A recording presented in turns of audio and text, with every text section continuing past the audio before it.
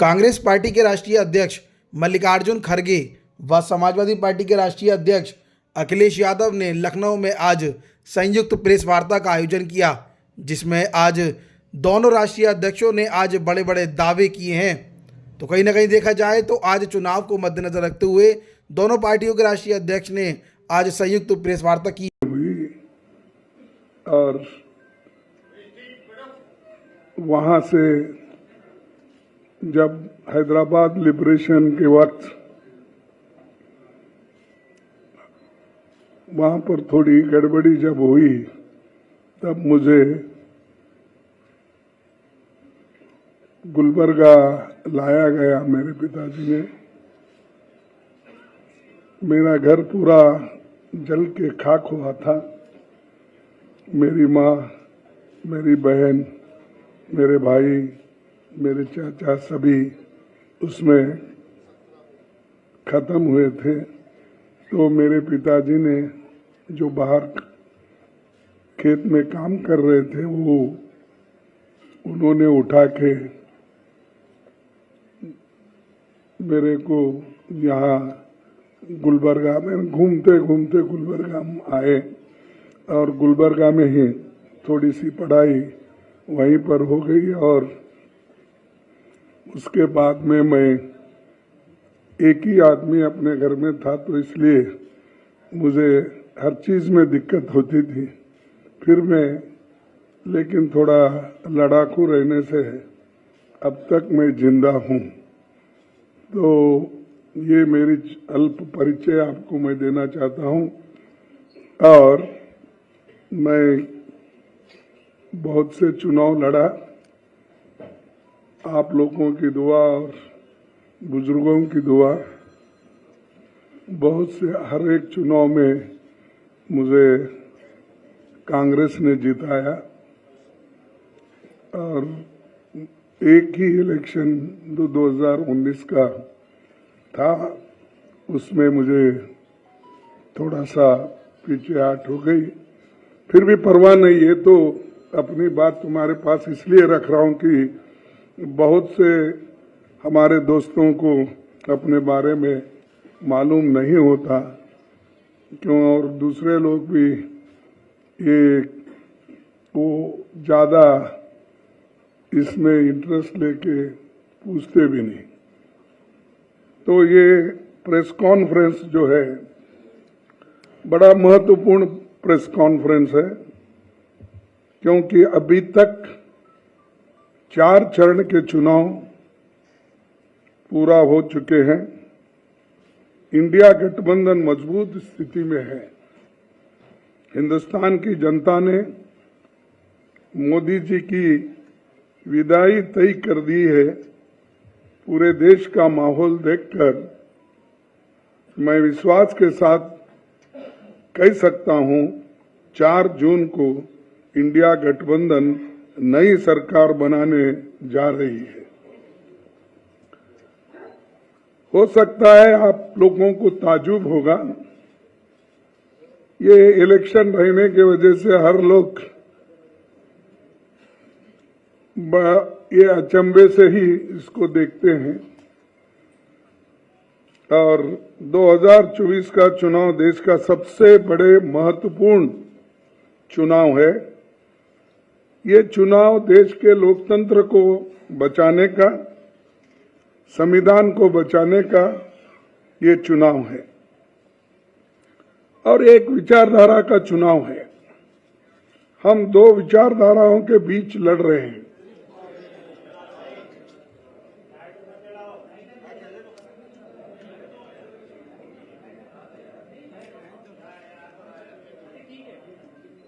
शुरू करूं?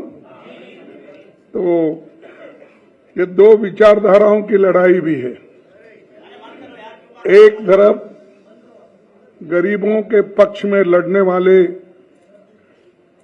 पार्टियां एक होकर लड़ रहे हैं, और दूसरे तरफ जो अमीरों के साथ रह के अंधश्रद्धा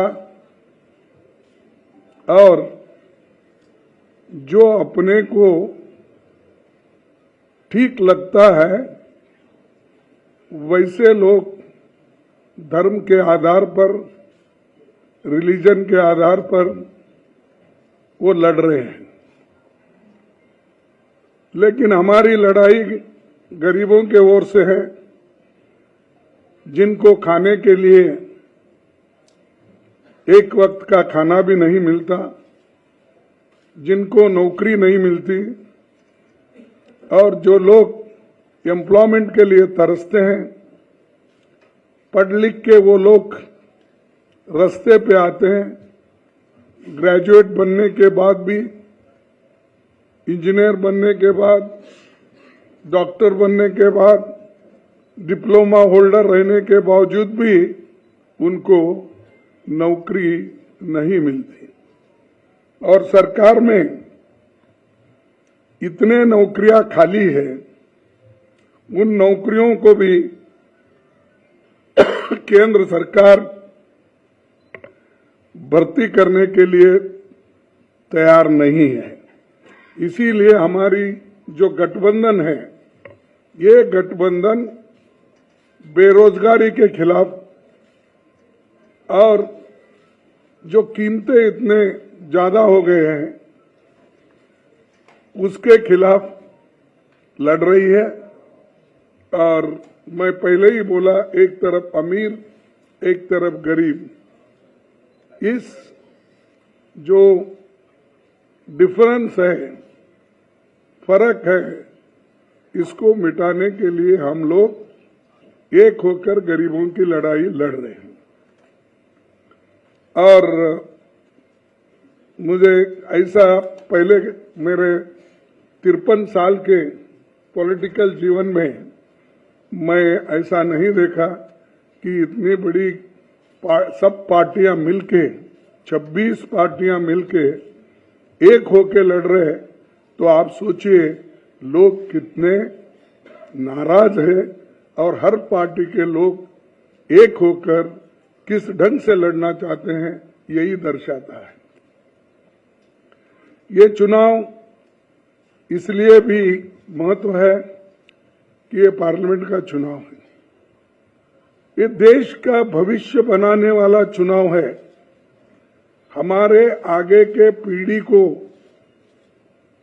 सुरक्षित रखने का, उनके हकूक की हिफाजत करने के लिए, और उनको जो खास करके ये वीकर सेक्शंस, दलित, आदिवासी, पिछड़े और इन लोगों के जो हकूक है, रिजर्वेशंस है, उस रिजर्वेशन की भी हिफाजत करने का हमारा फर्ज है, क्योंकि संविधान बचा तो ये सारे चीजें बच जाते हैं।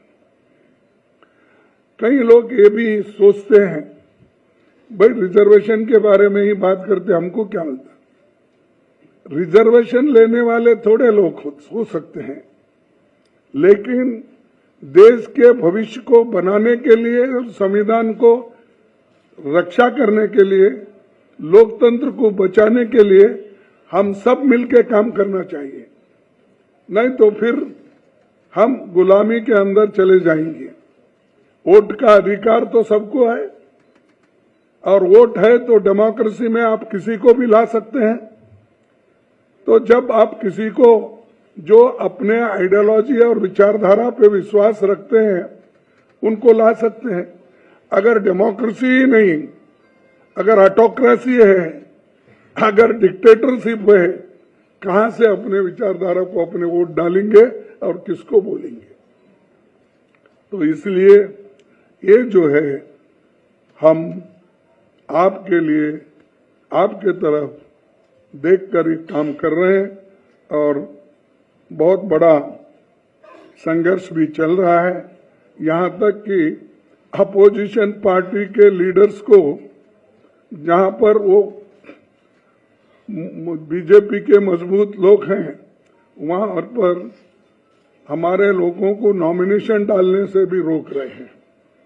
यहां तक कि अभी से उन्होंने शुरू किया, जिस इलेक्शन एजेंट हम बनाते हैं उसको डरा रहे हैं, और बहुत से ताजुब की बात है, हैदराबाद में मैं देखा कि एक महिला बीजेपी की जो कैंडिडेट है वो तो बुर्का उठा उठा के देख रही, चिट्ठियां कहां से है क्या है, आप देखे होंगे। तो ये ऐसी स्थिति में फ्री फेयर इलेक्शन होता है? डरा डरा के आप इलेक्शन करते हो।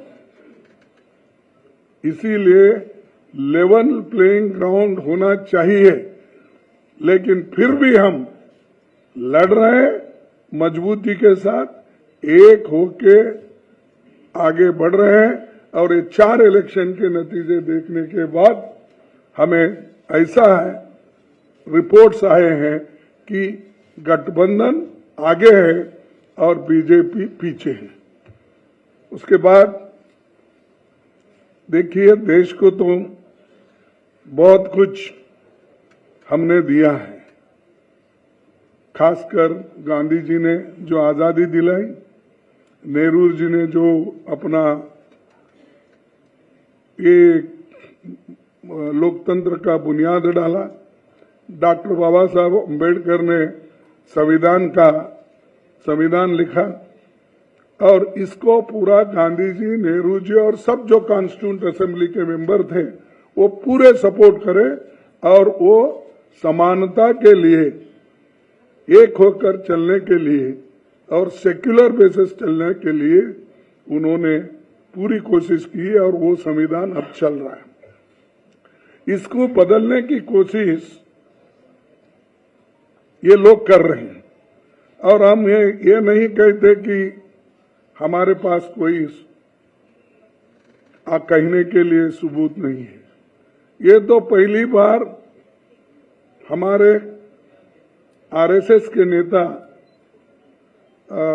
मोहन भागवत ने कहा, अगर हम आएंगे तो बदलाव लाएंगे संविधान में।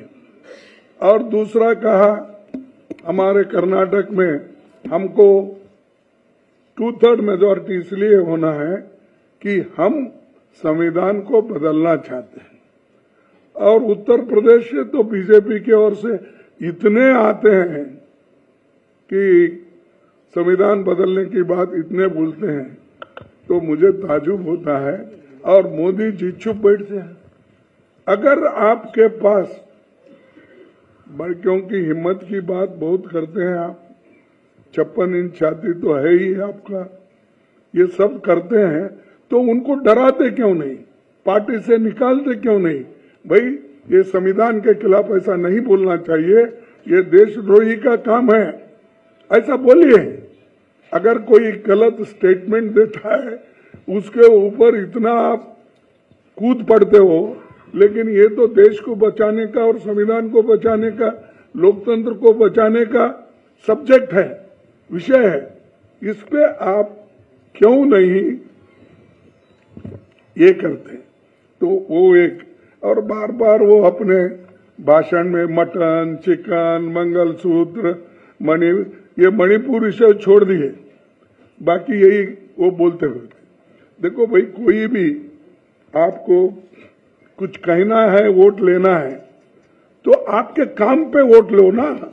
मैंने ये किया, जैसा कि जवाहरलाल नेहरू जी ने बड़े बड़े पब्लिक सेक्टर्स बनाए, HMT, HAL, BEL, BHEL, ये सारे बनाए, और उससे लाखों लोगों को एम्प्लॉयमेंट मिला। बड़े बड़े बांध बनवाए, जिससे हमारा हरी क्रांति इस देश में आ गई। ये काम बताकर आप लोग सिर्फ मैं वो हूं, आज कुछ सुना मैं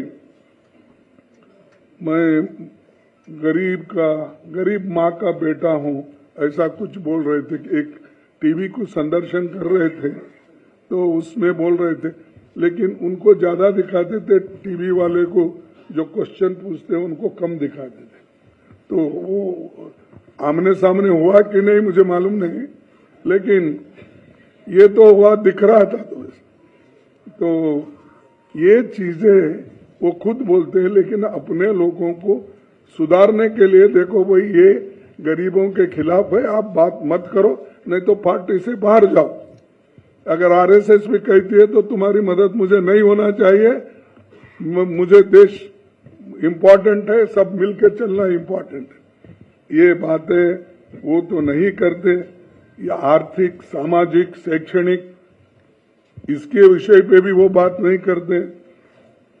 तो हमको ये कहना है कि हम सब मिलके, गठबंधन के पार्टीज मिलके, हम विशेष ध्यान देकर जो न्याय स्कीम्स हमने लोगों के सामने रखा, 5 न्याय और 25 गारंटी, उसके अलावा भी यहाँ पर जो लोकली स्टेट में बनते हैं वो भी उसमें बहुत जगह जो हो सकता है उसमें शामिल कर सकते हैं बाद में। और ये इसलिए मैं कह रहा हूं कि एक खास करके दलित, आदिवासी, पिछड़ों, महिलाओं और आर्थिक रूप से कमजोर लोगों को भी आगे लाने के लिए ये जातीय जनगणना हम करने वाले हैं। इसलिए कर रहे हैं कि समाज को तोड़ने के लिए नहीं, जाति जाति में झगड़ा लगाने के लिए नहीं, इसलिए कर रहे हैं किसकी हालत, सामाजिक हालत उसकी क्या है, आर्थिक हालत क्या है और शैक्षणिक हालत क्या है, स्वास्थ्य में उसका कहाँ ठहरा है, इन चीजों को हम देखने के लिए और देखकर उस पर पॉलिसी बनाने के लिए हम कर रहे हैं। मोदी जी उठते ही ये जाति जनगणना देखिए ये लोग कर रहे हैं, वो नहीं, घर का एक्सरे कर रहे हैं, घर में क्या है वो देख रहे हैं। यहां तक भी बोले, कोई प्राइम मिनिस्टर आज तक नहीं बोला, मैं तो नहीं देखा, सुना भी नहीं। आप बहुत से यंग लोग हैं, बूढ़े भी हैं, लेकिन उन्होंने ये बोला, देखो आपके पास अगर घर में 2, अहमदाबाद में मैं भी था, वहां मैं दूसरी जगह भाषण कर रहा था, उन्होंने भी कर रहे थे, उन्होंने बोला देखिए तुम्हारे घर में अगर 2 भैंस है, एक मुसलमानों को देंगे। नहीं, आप सुने नहीं। अगर ऐसा प्राइम मिनिस्टर इतनी झूठ भी बोलते हैं तो हम क्या कहें। और गालियां तो भरपूर देते हमको, जितना कांग्रेस को गालियां देते, मैं समझता हूं राम का नाम भी उन्होंने उतना नहीं लिया होगा जितना हमारे को गालियां देने में। कांग्रेस पार्टी को, सोनिया गांधी को, राहुल गांधी को, और फिर बाद में बचा कुचा रहे तो प्रियंका गांधी को और मेरे को भी शामिल कर लेते हैं। तो मैं इसलिए बोल रहा हूं, हर चीज झूठ, आप कितना झूठ बोलेंगे, और लोगों को मालूम है। इसके बावजूद भी अगर कोई कहता है कि बहुत बड़ा होशियार है, स्टेट्समैन है, अगर कहते हैं तो मैं समझूंगा इस देश की बदकिस्मती है। और मैं ये दावे के साथ कहूंगा कि इंडिया गठबंधन ये जो है बहुत मजबूती के साथ लड़ रहा है और लड़ेगा, और हमारे जितने भी गारंटीज है वो हम सभी महिलाओं के लिए हो, युवाओं के लिए हो, श्रमिकों के लिए हो, किसानों के लिए हो और बराबरी के हिस्सेदारी का हो, ये सब कुछ हम करके दिखाएंगे। तो मैं इतना ही कहता हूँ, आप सभी को धन्यवाद। बहुत शांति से सुने आप, आपको धन्यवाद करते हुए। और अब हाँ, मैं एक आपको कहूंगा कि यहाँ पर 5 केजी चावल की बहुत चल रही है। मैंने 80 करोड़ लोगों को मुफ्त खाना दिया, 5 केजी देके। अरे भाई, फूड सिक्योरिटी एक्ट तो हमने लाया, कोई भी उस एक्ट के तहत कोर्ट जा सकता है अगर स्टॉप करे। तुमने तो कुछ भी नहीं किया, लेकिन मैं इतने 80 करोड़ लोगों को खाना, आप 5 किलो दे रहे हैं ना, हम गठबंधन की सरकार अगर आएगी हम 10 केजी देंगे, 10 केजी। पहले का जो भी है वो तो है, लेकिन 10 केजी हम देंगे। और ये गारंटी के साथ इसलिए कह रहा हूं कि हम जो करे हैं, देख अब कर्नाटक में हम किए और तेलंगाना में हमने किया, हम तो स्टेटों में किए। आगे देने वाले 5 केजी मैं दे रहा हूं और मैं उसको आगे देखूंगा, ऐसा कुछ बोल रहे हैं।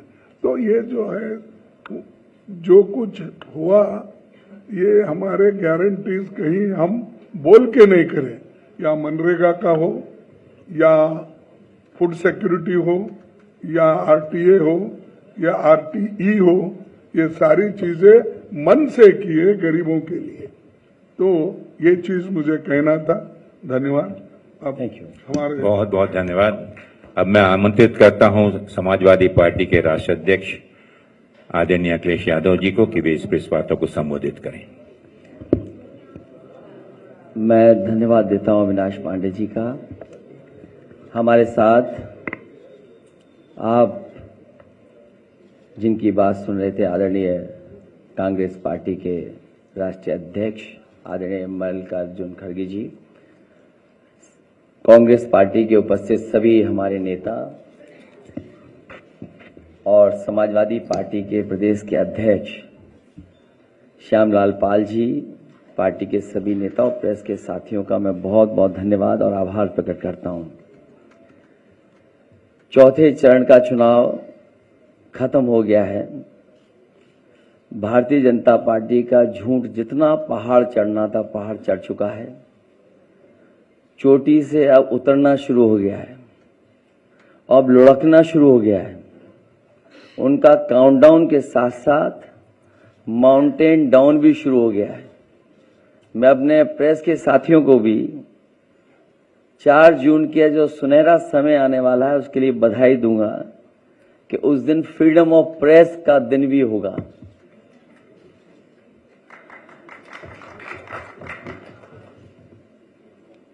मीडिया मुक्ति और फ्रीडम ऑफ प्रेस का दिन भी 4 जून होगा। भारतीय जनता पार्टी अपने ही नेगेटिव नैरेटिव में उलझ गई है और जब हम पीछे मुड़ करके देखते हैं, 10 साल दिल्ली की सरकार और लगभग 7 साल उत्तर प्रदेश की सरकार में हर बात उनकी झूठी निकली, वादे उनके झूठे निकले। और हाल में जो हम लोगों ने उनका चुनाव देखा है, वो उनकी बूथ कमेटियां लूट कमेटी के तरह काम करने लगी हैं। और जो जन समर्थन इंडिया गठबंधन के लिए जनता में दिखाई दे रहा है, आने वाले समय में 140 करोड़ की जनता भारतीय जनता पार्टी को 140 सीटों के लिए भी तरसा देगी। भारतीय जनता पार्टी का रथ फंस नहीं गया है, धंस गया है और इसीलिए उनकी भाषा बदली है। जो उन्हें अपने काम पर वोट मांगना था, वो अपनी भाषणों में भाषा बदल दिए हैं। इसलिए नकारात्मक राजनीति का समय खत्म हो गया है। लोग और देश की जनता बदलाव चाहती है। वो बदलाव 4 जून को आने वाला है। इंडिया गठबंधन की सरकार बनेगी। तमाम जो जनता के लिए और जो हमारा किसान बैठा देख रहा है कि किसान की मदद हो, सहयोग हो, खुशहाली के रास्ते पर किसान जाए, उसे जो झूठा सपना दिखाया गया था आय दोगुनी का और काले कानून ला करके जो उसके साथ अन्याय हुआ था, वो अभी किसान भूला नहीं है। वो थार से जो किसानों की जान गई, थार वाला घटना भी किसान भूला नहीं है। और इनकी सरकार में लाखों किसानों ने आत्महत्या की है।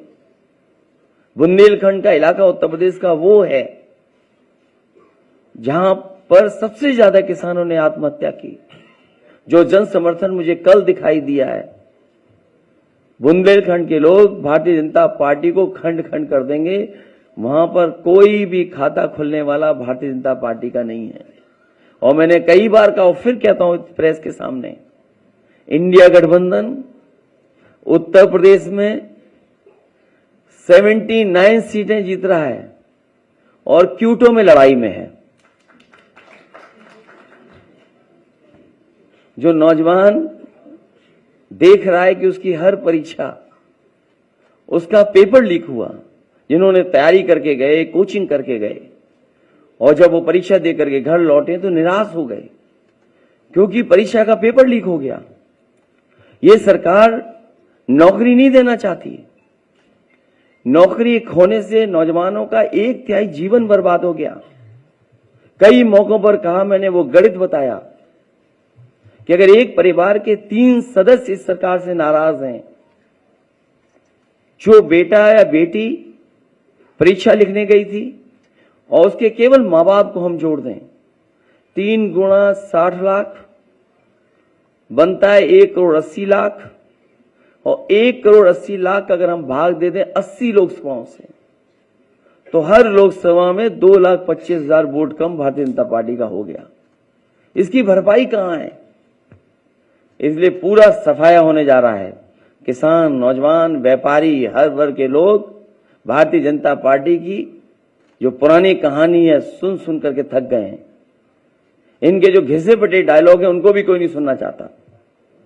इसलिए इस बार परिवर्तन होना तय है। इंडिया गठबंधन सबसे ज्यादा सीटें उत्तर प्रदेश में भी और देश में जीतने जा रहा है। मैं एक बार फिर आदरणीय मल्लिकार्जुन खड़गे जी का बहुत बहुत धन्यवाद देता हूं, आभार प्रकट करता हूं, क्योंकि जो आह्वान आपने किया वही आह्वान हम लोग कर रहे हैं कि आज लोकतंत्र को खतरा है। ये लोकतंत्र के पीछे तो पड़े ही हैं, हमारी आपके जान के पीछे भी पड़े थे। अब ये कहते हैं कि हम वैक्सीन वापस ले लेंगे। जो शरीर में हमारे वैक्सीन चली गई, अब बताओ उस शरीर से कैसे वापस लेंगे? और लोकतंत्र तो खत्म करना ही चाहते हैं। संविधान ने जो अधिकार, न्याय और जो हमारे लिए रास्ता चुना था उसको भी खत्म करना चाहते हैं। उससे पहले हमने आपने देखा है कि हर इंस्टीट्यूशन को इन्होंने खत्म कर दिया। हर इंस्टीट्यूशन को ये खत्म कर रहे हैं। इंस्टीट्यूशन का खत्म होना ही हमारे आपका बाबा साहब भीमराव अम्बेडकर जी का दिया हुआ संविधान को खत्म करने का रास्ता है। इसलिए देश की जनता लोकतंत्र को भी बचाएगी और भारतीय जनता पार्टी को इस बार हारने का काम करेगी। बहुत बहुत धन्यवाद आदरणीय अखिलेश जी। साथियों, समय कम है, कुछ प्रश्न आदरणीय खड़गे जी से और अखिलेश जी से आप लोग पूछना चाहें तो पूछें। मैं सबसे पहले आमंत्रित करता हूं जो नाम मेरे पास में आए हुए हैं, आदरणीय भाई वीरेंद्र सिंह जी, भारत समाचार से। वीरेंद्र सिंह जी, थोड़ा सा शांति बनाए रखें, समय कम है क्योंकि दोनों आदरणीय नेताओं को आज दिन भर जो कैंपेन लगा हुआ है, मीटिंगें लगी हुई हैं। मेरा सवाल अखिलेश जी से है कि उत्तर प्रदेश में एक चर्चा जो आप लोगों ने चलाई थी कि आरक्षण और संविधान को लेकर, इसको लेकर काफी नीचे तक चर्चा चलाने में आप लोग तो कामयाब हो गए हैं। और दूसरी बात यह है कि पीडीए को लेकर आपने एक अभियान शुरू किया था, लेकिन इन सब के बीच में कुछ जगहों पर मायावती ऐसे प्रत्याशी खड़े कर रही जहां आपके काफी जो है परेशानी आपके लिए पैदा हो रही। इसको आप किस रूप में देखते हैं, क्योंकि वो भी भाजपा से भी इस गठबंधन को लड़ना पड़ रहा है यूपी में और मायावती से भी लड़ना पड़ रहा है। इंडिया गठबंधन की रणनीति पीडीए और इस मौके पर आदरणीय मल्लिकार्जुन खड़गे जी भी हैं। मैं यही अपील करूंगा कि बहुजन समाज के लोग जो बाबा साहब भीमराव अम्बेडकर जी की आस्था रखते हैं, उनके रास्ते पर, उनके बनाए हुए संविधान को बचाना चाहते हैं, अपना वोट खराब न करें। जो इंडिया गठबंधन है उसकी मदद करें, जिससे लोकतंत्र को और मजबूत किया जा सके। श्री कुमार अभिषेक जी, आज तक।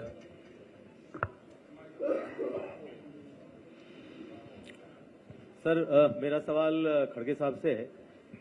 प्रधानमंत्री ने कहा कि 400 पार। कल अमित शाह जी ने कहा है कि 4 चरणों में हम 270 क्रॉस कर चुके हैं। अखिलेश जी ने अभी 140 कहा, राहुल जी ने 150 कहा है बीजेपी के लिए। आप बीजेपी को कहां तक देख रहे हैं और कांग्रेस पार्टी को आप कहां तक देख रहे हैं कांग्रेस पार्टी को? और सवाल एक सर और है इसमें, अगर आप दे सकें एक प्रश्न पूछें। जोड़ देता हूं, अलग सा सवाल। जल्दी जल्दी। सर, स्वाति मालीवाल को लेकर के